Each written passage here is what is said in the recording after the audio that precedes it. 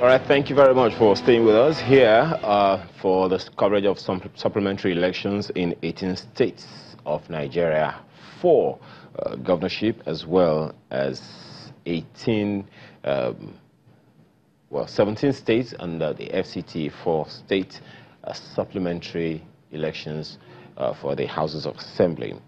Well, right now we are being joined in our Abuja studio by 2 gentlemen, the President of Voters Awareness Initiative, Mr. Wale Ogwade, is there, as well as Samson Itodo, the Executive Director, Yaga Africa. Gentlemen, thank you very much for being a part of this conversation. Samson, let me begin with you. So far, from all that we have experienced over the past few weeks, what do you think we have learned?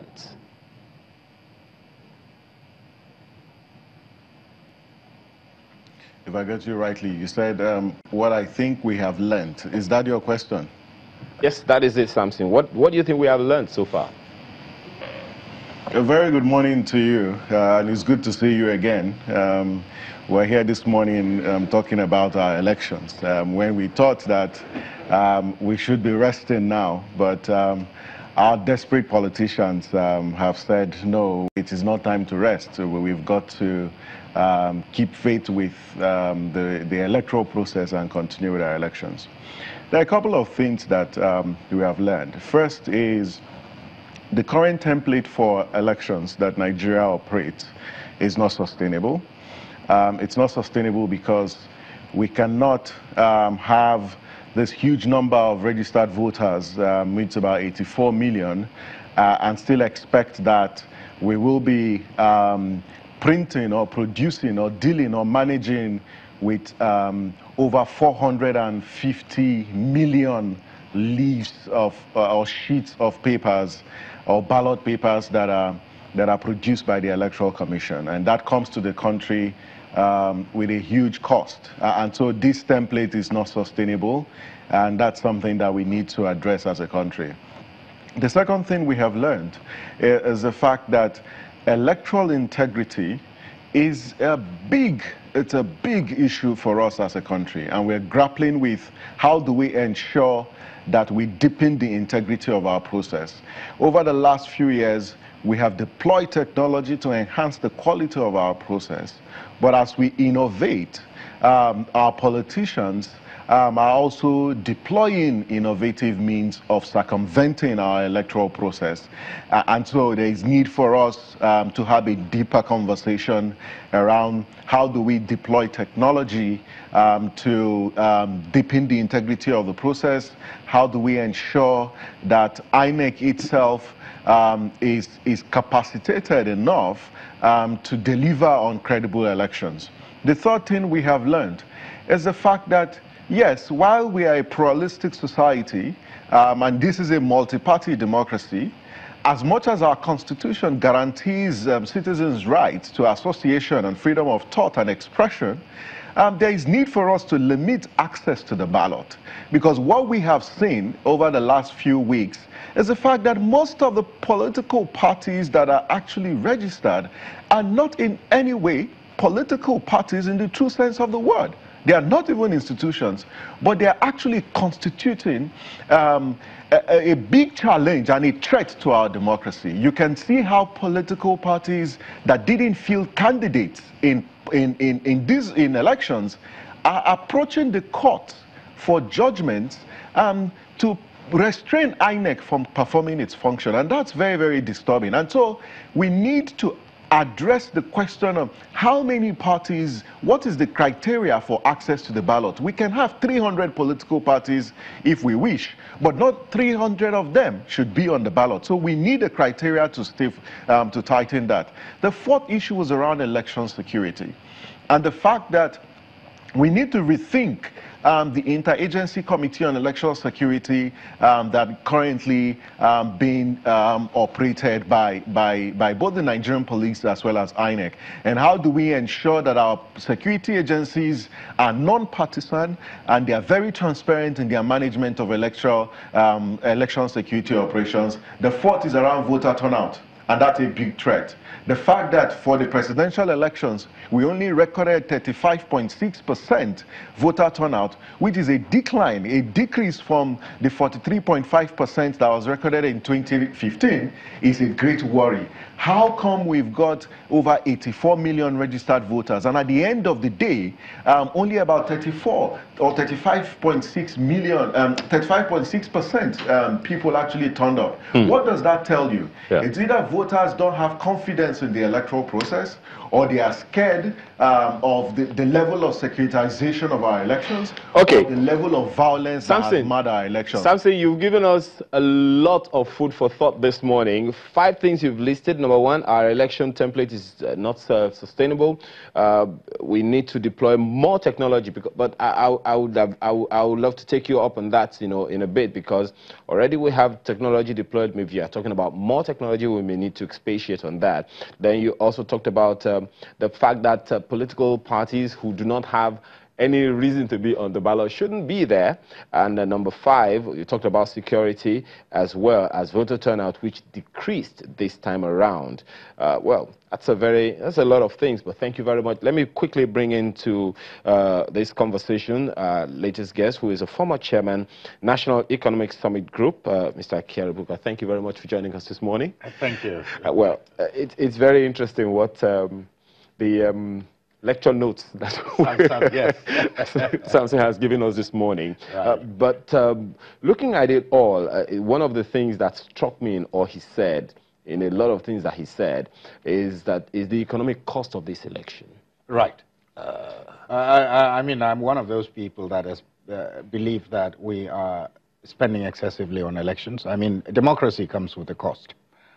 It's given. However, for example, I had expressed why we should have elections on 2 different dates. Why shouldn't we have it on one Saturday? Rather than be given 3 forms, why shouldn't I be given 5? If I can handle 3, I can handle 5, I suppose. Now, that's one, right? Because it needs to be distributed such that both the gubernatorial and the presidential elections would be held on one, both state and national should be held on one day. Elections should not be an event.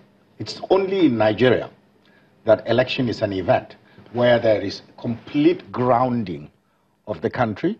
There are no economic activities. And in most other societies, elections are held on a weekday. You go to the office, during your lunch break or whatever, you go to the polling unit, vote, come back. It's a 30-minute affair. In Nigeria, it's an entire day because from 6 a.m. to 6 p.m. there are no vehicular movements and so on and so forth. And borders are shut from midnight. Exactly. And borders are shut. So these are things that actually put a certain level of anxiety to the average citizen, and gives the reason why we also have the security issues attached to it. If we, and the more electronic the process is, the better it will be. Because when you vote in such a manner that as you are voting, the vote is captured and there is actually no reason to sit down and even count the vote because the tally is running as you are voting, there won't be major concerns. Of course, we may now have a security issue at hand because as the leaderboard changes, people will get concerned. Well, I can relate with the security issue. I mean, that's a back-end thing. But even look at the voter education for deploying security in the technology in the first place for voting. Now, that is going to be, something, don't you think? Right. Anything that is new, there would be an intense awareness campaign. There should be, and there should be because the election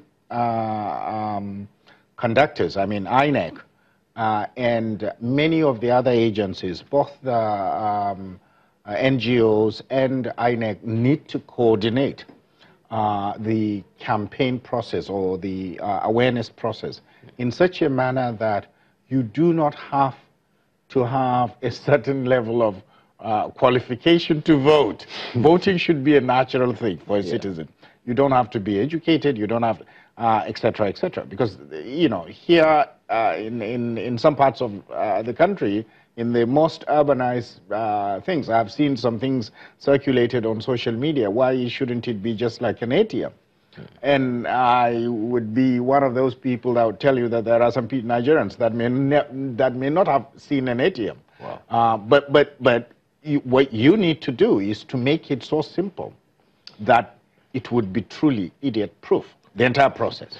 Well, that's a very interesting one. We'll get back to that some other time. Let's talk about today's election. Parliamentary elections are holding in a lot more states than governorship supplementary elections. Right. How important do you think our people consider parliamentary elections? And how important is it?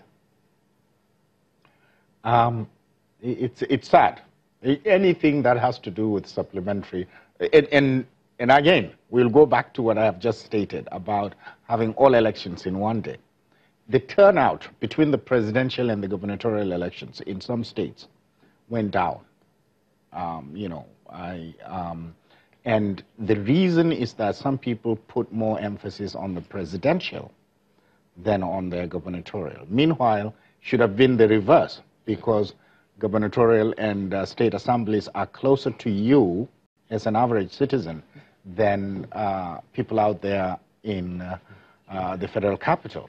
Now, of course, it affects your life in both instances. If you must vote, go out and vote at all elections, including the supplementary elections.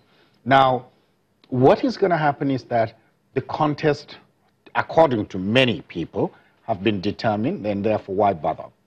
And it's very unfortunate, because when it comes to elections, a single vote matters. I mean, Sokoto State, the difference was 3,000 something votes. Now, out of, I don't remember, 1-point-something million total votes cast. Now, that is a major reason why people should go out and vote, because it could be the difference between a win and a loss might be just a few votes. So supplementary elections matter a great deal, and I don't know what sort of incentive or what kind of things that we can put forth for the voter, the average voter, to see the value in coming out and voting. What even makes it a little more disturbing for me was that yesterday I happened on a channel where Nigeria's parliament was sitting and discussing and making some decisions, making some rulings, and once the gavel dropped, I knew that that was a decision taking. And I looked at the entire hall. Was less than 1/3 of the number that, well, I mean, from what I saw, was about 1/3 or less of the number that I thought should be in, you know, in that green chamber, making very, very important decisions that affect Nigeria, taking petitions and all of that. So it just crossed my mind that possibly the people are not even aware of how important the legislature is. Exactly. What can we do to galvanize, you know, knowledge in that regard? Because most of the elections happening today the supplementary elections is happening for state constituencies. Right, and both at the state level and at the states level and at the federal levels, we have a major disconnect between the average voter or the average citizen versus what is being discussed or what is going on. In some cases, some of the policies or some of the laws, if the input of the average citizen is seriously considered, may not go the way they have done in the past. And that is the reason why citizens, the responsibility of the citizen doesn't stop at the polling unit. It should go on throughout the lives of the people that you have voted for. Whether it was your candidate or the person you did not vote for that emerged the winner, you still must follow through with what their actions are, in whether it's in the State House of Assembly or at the federal level, because it affects our lives. And the seriousness of some of the items. It could be just as simple as increasing your taxes. Perhaps, well, yeah, exactly, right. exactly, because, I mean, that's part of the legislation that's even going on now, yes, you know, yes. all talk and all of that. Because one other thing that I also saw, that's, it's important, I don't know why, I just happened to notice that, because yesterday when I was watching that channel, I was asking myself, because while some of these lawmakers were making submissions, others were just chatting away. Right. So, perhaps the apathy is due to the fact that the electorate is not part of the selection process. It's, again, it's an interesting premise. The reason is that when I advise young people, I tell them that you must be involved in partisan politics, party politics at the grassroots level. Be at your ward level, go through the process. Because consider, for example, the presidential elections. Now, how many people do you think were affected the outcome of the two candidates emerging as winner and loser at the last election? Most people would talk about the total votes cast. What I say is that they started with about 3,000 or 4,000 people making the decision to be the candidate for those parties. So in the case of APC, I believe it was a direct primary, but if it were delegation, the total number of delegates, you know, is less than 4,000 or 5,000. And those are the people that determine who your presidential candidate would be, who your gubernatorial candidate would be, or senator. And as we go down, it gets less and less. Now, if you are not a part of that decision-making process, then you do not have a say. What you are now given is a choice between the two major or significant decisions already made. And unless we have direct primaries, as in some other jurisdictions, and unfortunately that would be very, very expensive, because the fundraising for that would be a major drain on the economy. But it is certainly an issue and an area of concern. Yes, it is. Let's go back to Samson now. Samson, what's your take on the level of voter awareness? Because from what information we have, you know, in Plateau State we had 49,000, more than 49,000 council votes. In Bauchi, more than 45,000. In Abdamawa, more than 40,000. In Sokoto, we had elections cancelled in 75 that affected 75,000, more than 75,000 voters, and in Kano, pretty much the same. What's your take on the level of voter awareness? Because, needless to say, there are a significant number of reasons that informed these cancellations. Well, you know that first, the cancellations were occasioned by three dominant factors. One was violence or disruption. The second was the failure to deploy the card reader, or the discontinuation of the use of the card reader for the election, as well as the third dominant factor was overvoting. So these are all issues or factors that led to this cancellation based on what INEC actually said. But if you look at the rejected ballots for both the presidential as well as the governorship elections, it's actually an increase. For the presidential, it rose to about 2.5% of the total votes, if I get my data correct, were rejected ballots. And these are ballots that were wrongly thumb-printed by individuals or by voters that actually came to cast their vote. On the level of awareness, I'll say it's very low. If voters, believably, voters were sufficiently aware of the process and the value of their votes, then maybe we would have recorded over 50% of voter turnout for elections. And this again draws from what are the political parties actually doing? What's their fundamental role?